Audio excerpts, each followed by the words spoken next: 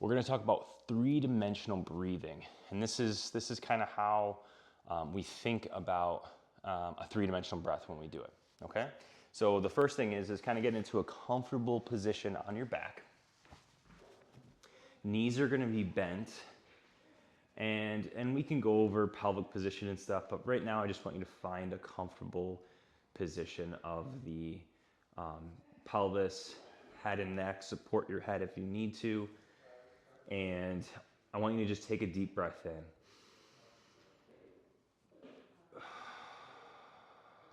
And then bring one hand onto your chest, one hand onto your belly.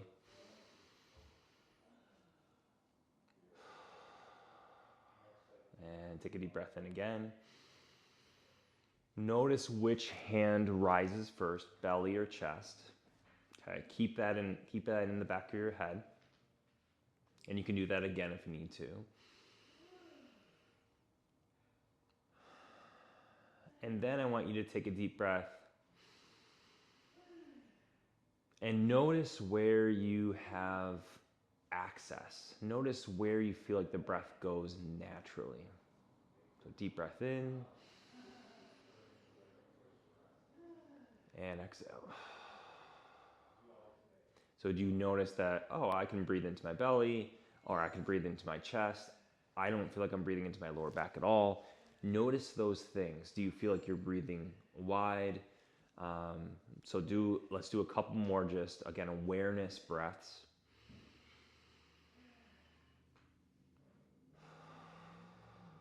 Inhaling through your nose. And a nice slow exhale through your mouth. Okay, so I'm just bringing awareness. Right now there's no right or wrong. We're just gonna bring awareness to where the breath goes and where maybe it's not going as much, okay? So when you're breathing notice whether your belly or your chest was rising first. In general, we want the belly to rise first. We want that diaphragm to be one of your main breathing muscles. Okay, so that's what we're going to focus on first. So we're going to breathe into the lower back and belly. And I say it in that order for a reason. I want you to think about breathing into your lower back first and then belly, but they do expand at similar times. So let's do that again. Big breath in.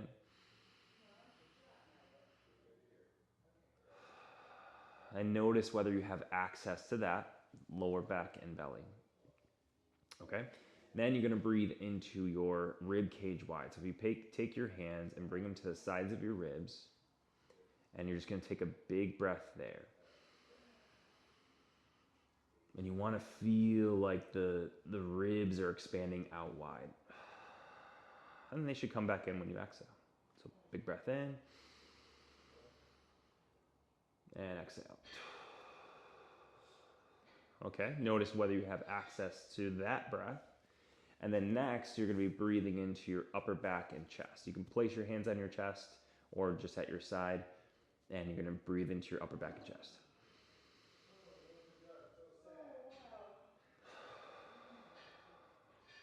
Big breath in.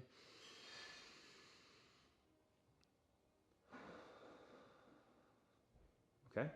Now, and again, notice, was there a place that you felt like you could breathe easier? Was there a place that felt like it was a little more difficult to breathe? So keep note of all that. Now we're going to breathe into all of it. We're going to fill from the bottom up. So you're going to breathe into your lower back, belly, rib cage wide, upper back, and chest.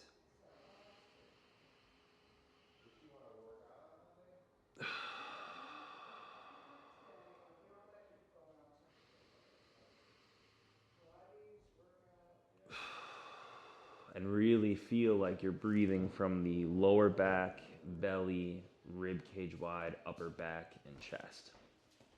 So let's do that again. Big breath in. And exhale.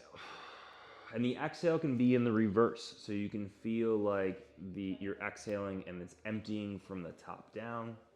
And there you can inhale from the bottom up, exhale from the top down. And just remember, there's many, many ways to breathe. This is just how we're thinking about breathing three-dimensionally and seeing where we have mobility, where we have access, and where we feel like maybe there's some work that needs to be done. Okay, so let's do that a couple more times. Big breath, breathing into your lower back, belly, rib cage wide, upper back and chest, and exhaling.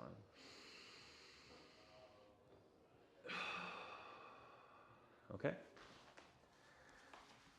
So the goal, again, is to bring that awareness, and this gets us started on how well can we mobilize these different areas. And if, let's just say, we don't have a lot of access to the lower back, there's a lot of exercises that can support that, and this is the starting point. This is where we're bringing the awareness to the fact that lower back isn't expanding for whatever reason. Maybe you've got chronic lower back pain. Maybe you have pain right now.